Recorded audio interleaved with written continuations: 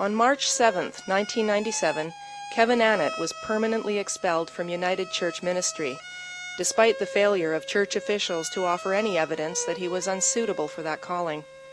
His expulsion was final and could not be appealed. The same day, Kevin was issued a legal writ by church lawyers that tried to prevent him from speaking about his delisting trial or any issue involving Native people and stolen Indigenous land. Kevin ignored this gag order and continued to speak out publicly about his firing without cause and expulsion without due process from the church responsible for the deaths of so many innocent children.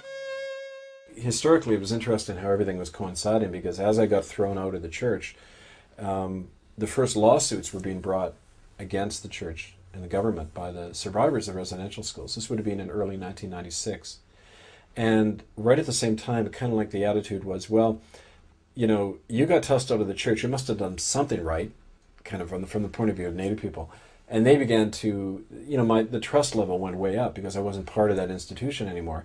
And I was being invited down to these healing circles in the downtown east side of Vancouver to listen to people's stories. And then eventually they began to ask me to record them for them. And that's when I began to seriously document a lot of these stories that went... Up until that point, you had not documented anything that was said at the Well, church? I hadn't systematically gone about it. I had, you know, written down notes and that people had shared with me, but it was clear from the things they were sharing that this went far beyond the physical and sexual abuses that are talked about in the press. Well, they're not talked much anymore about, but for a while they were.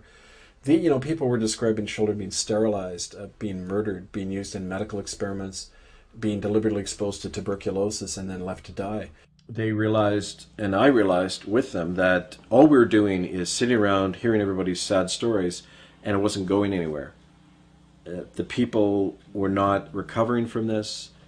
There were a lot of lawyers and Native politicians making money off their pain, but they weren't changing anything in their life. I'd know people who'd tell their story and then go kill themselves. Well, was there a design to heal people, or was there just a design to have people talk? Healing is a word from the dominant society. It's a way for people to make money off other people. People don't heal from this. That's the reality. The first thing to realize is that I'm never going to get over this, because it's not only so traumatic, but it's so systematic in the culture. You can't heal as a Native person. The whole society is arranged against you. What you can do is to tell the truth.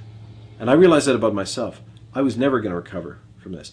I'm never going to be allowed into the academic world. I'm not going to be allowed to have a job anywhere in Canada. And they actually threatened me with that. There was a guy called Art Anderson who was personnel officer for the United Church who had removed me. He had come in the day and handed me the letter that fired me. And he told Bruce Gunn, my friend, United Church clergyman up in a house, he said, 6 months after I was fired, he met him at a conference and he said, Bruce, if you have any pull with Kevin, you better tell him that he'll never work in this province again unless he plays ball. And sure enough, you know, that was an idle threat. They blocked my PhD at UBC. Every time I went to apply for work, they had been spoken to, you know, the prospective employer. That happened a few times.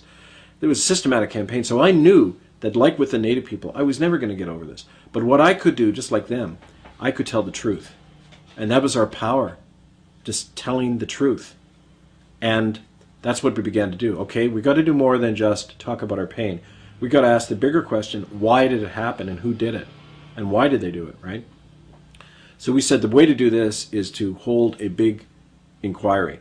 And we started inviting Aboriginal groups from around the world and this United Nations group, IRAM, to come in. And that's what happened in the summer of 1998 in Vancouver. I organized a lot of the survivors to come and give testimony at this. And at that tribunal, anything you could ever imagine that went on in a Nazi death camp was described. There was a group of people from the Cooper Island Catholic school who described being part of a medical experiment in 1939 when German-speaking doctors were injecting them in their chests with these chemicals that was killing them. I'm 100% sure that we're used as guinea pigs in these local hospitals for some unknown reason. We're lugged off the hospital, I can remember that. And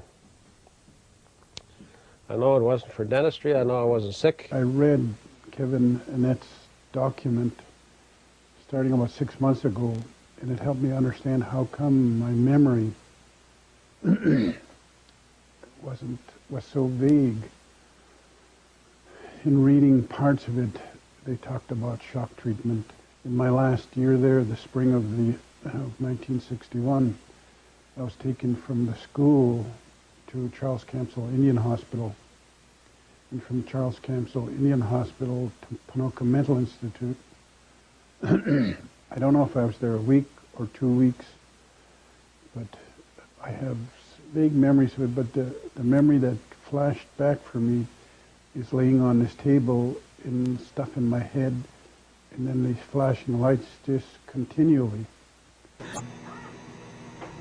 They had done a lot of bad things by putting medications in the food while I was in the dark room, bringing the food in, and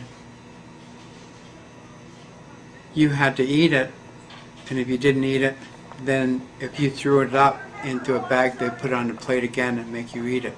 I also went to the tribunal that was held, and although I've been with Amnesty since 1961, I had to walk out of that tribunal as the sobbing went on around me, and the gulping for air, and the crying of the natives as they told their stories.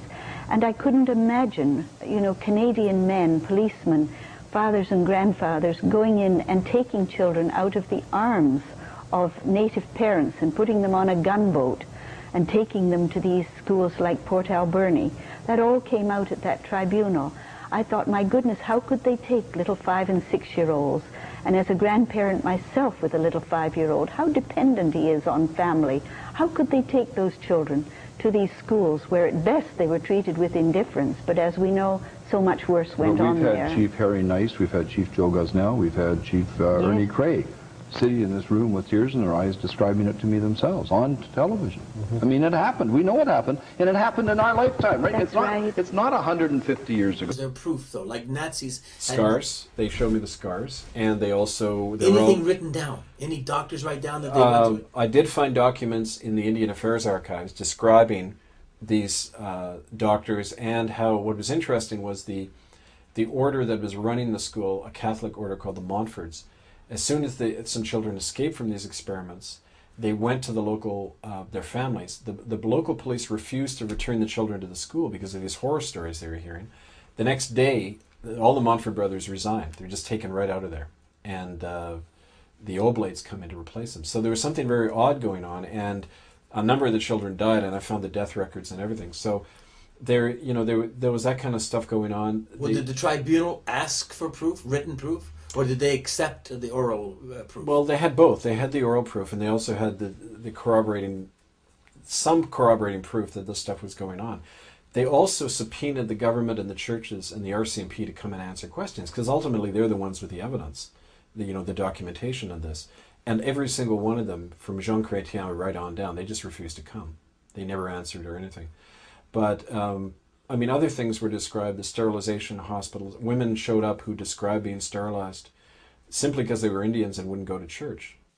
I couldn't have any more children after Dr. Darby got to me. He made an announcement in our village that anyone who wasn't in church on Sunday had to report to him for a special procedure. I never went to his United Church since they did so much harm. But Darby was missionary, so his word was law. So the Mounties came and got me and brought me to Darby. He gave me a shot. Next thing I knew, I was in bed, all bruised and hurting. I was missing all my gold teeth. Something didn't feel right inside me. I never could conceive after that. Later, another doctor told me I'd been sterilized. George Darby, he did that to hundreds of our women.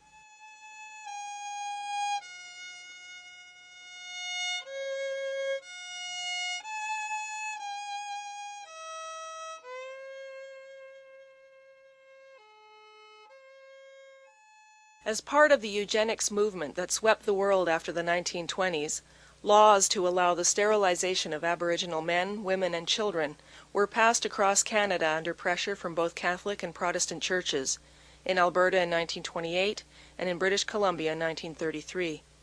Missionary doctors of the Anglican, Catholic, and United Church of Canada sterilized thousands of Native people in hospitals all over Canada, as part of the campaign to depopulate Aboriginal land to allow its occupation by European settlers and corporations. The main targets of the sterilization program were the traditional leaders of the Aboriginal nations. the tribal chieftains and their families.